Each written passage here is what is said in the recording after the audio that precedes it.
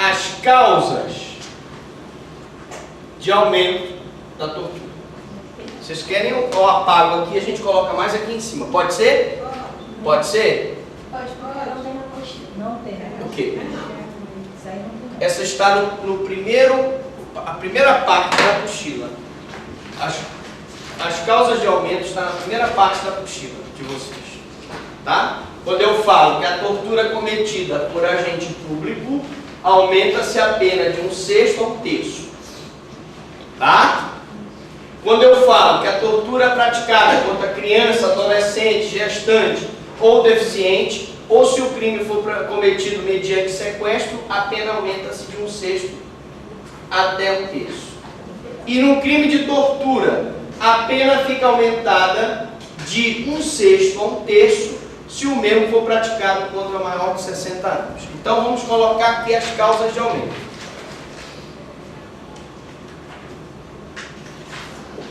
A pena será aumentada de 1/6 a 1/3 se a tortura for praticada por funcionário público contra criança, contra adolescente, contra gestante ou deficiente,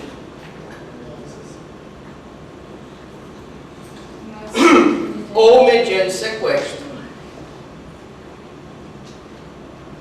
ou praticada contra idoso.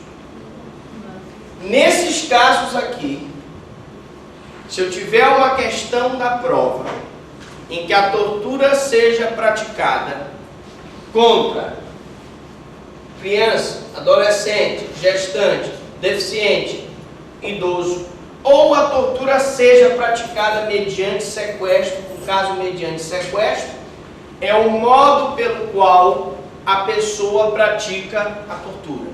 Se ele sequestrou a pessoa para praticar a tortura, essa tortura terá um aumento de pena de 1/6 a 1/3.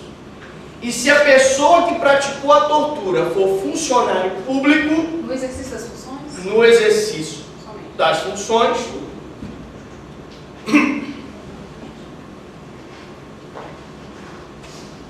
nós vamos ter uma causa de aumento de pena. Então a tortura será qualificada quando nós tivermos lesão corporal grave ou gravíssima, será qualificada quando nós tivermos a morte e terá causa de aumento de pena de 1/6 a 1/3 se for praticado por funcionário público, se for praticado contra criança, contra adolescente, gestante, deficiente, idoso e também quando ela for praticada mediante sequestro. Beleza? Senhora aí de trás, está entendendo tudo? Posso perguntar à vontade na prova.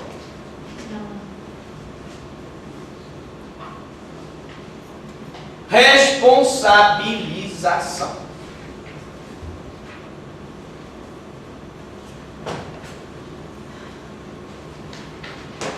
Responsabilização. Quando nós falamos de abuso de autoridade, eu disse que a responsabilidade ela se divide em penal, civil e administrativa. No caso da tortura, a mesma coisa.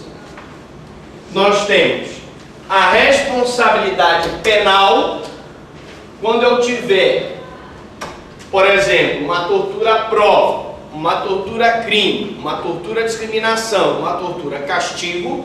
Já vimos que a pena é de reclusão de 2 a 8 anos e o regime é o regime inicial, é o regime fechado. Quando eu tiver uma tortura imprópria, nós vamos ver que a pena é de detenção de 1 a 4 anos. Essa é a responsabilização penal. Além da responsabilização penal, nós temos a responsabilização civil. o agente poderá ser condenado a indenizar a vítima, uma vez que a tortura pode provocar na mesma, além dos danos materiais, os danos morais.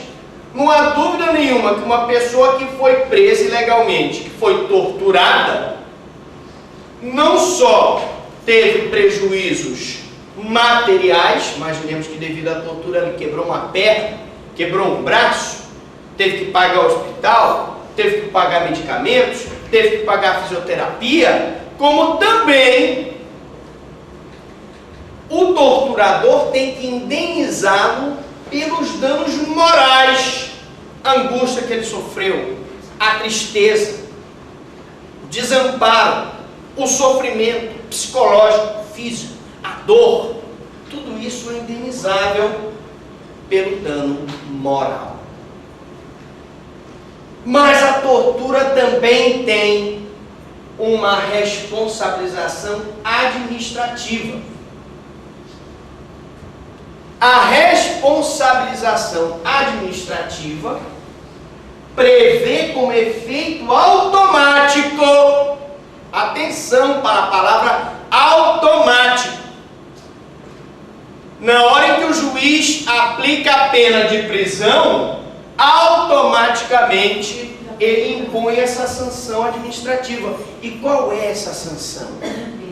É a perda do cargo, função ou emprego público e a interdição para o seu exercício pelo dobro do prazo da pena aplicada. Se ele foi condenado a 8 anos, um policial que foi condenado a 8 anos por ter praticado tortura, quantos anos ele vai ficar interditado de exercer a função de policial? 16. Você multiplica por 2. Lógico, evidente que esse efeito administrativo só se aplica para funcionários públicos. Lógico, eu só vou impor a perda do cargo, função e emprego público para quem tem emprego público. Perfeito? Professor, isso é para qualquer emprego público? Qualquer emprego público? Sim.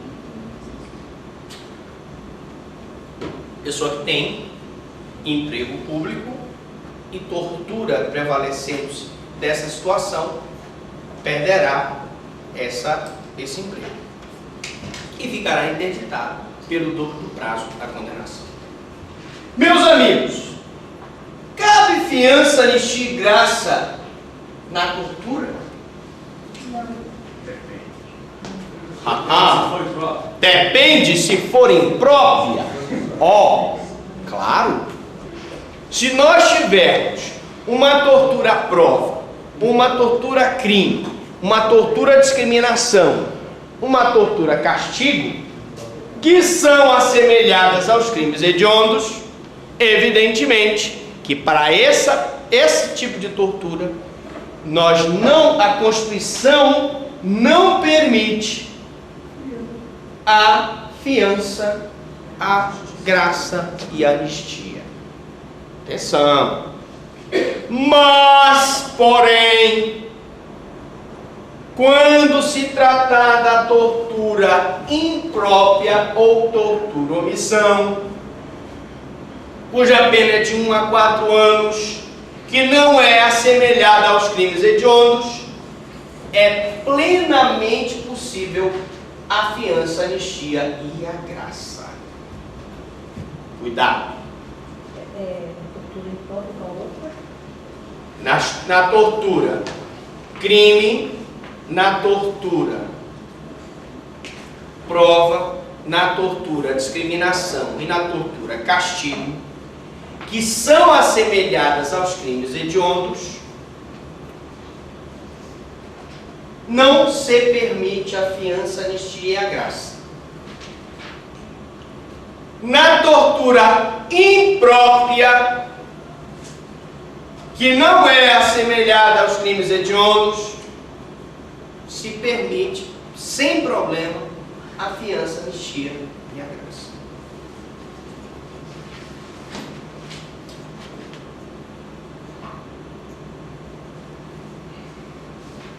Progressão de regime.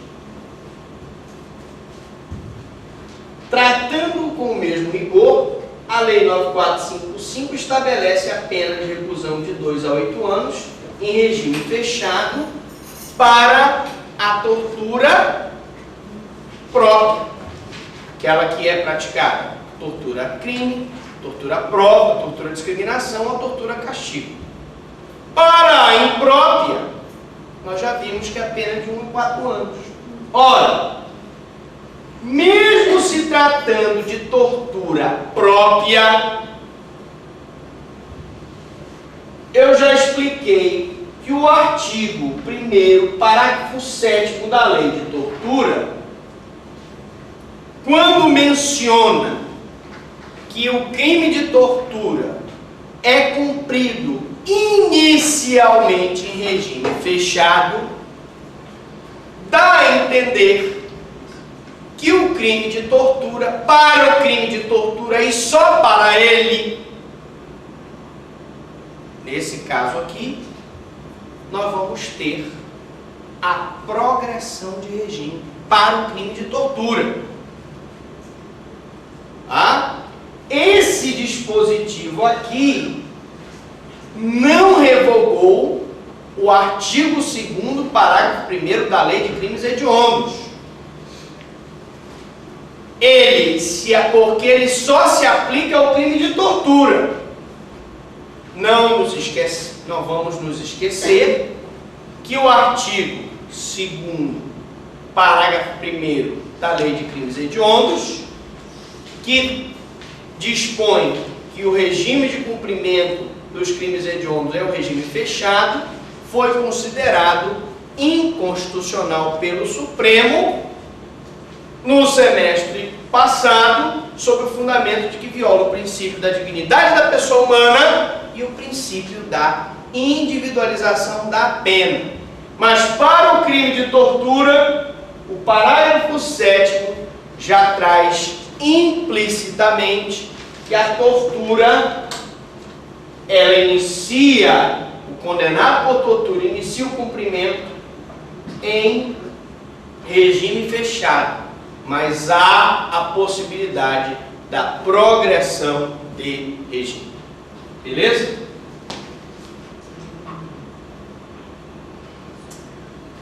Agora, uma questão importante que poderá cair na prova de vocês. Uma questão muito importante. Meus amigos, qual a diferença entre a tortura particular e a tortura institucional? Na apostila de vocês está lá que a tortura institucional é aquela praticada em espaços de instituições públicas. Mas não é só isso não. Como também não é só isso não, dizer que a tortura praticada no ambiente doméstico por pessoa da família ou qualquer outro agente que não público é classificada como tortura particular. Não é simples assim. Vou explicar. Imaginemos um policial civil que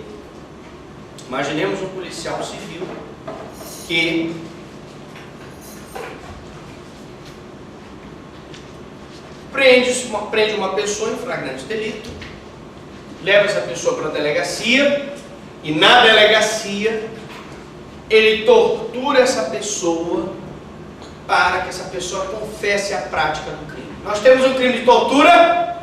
Sim ou não? Sim. Qual tipo de tortura? Tortura prova. Como ela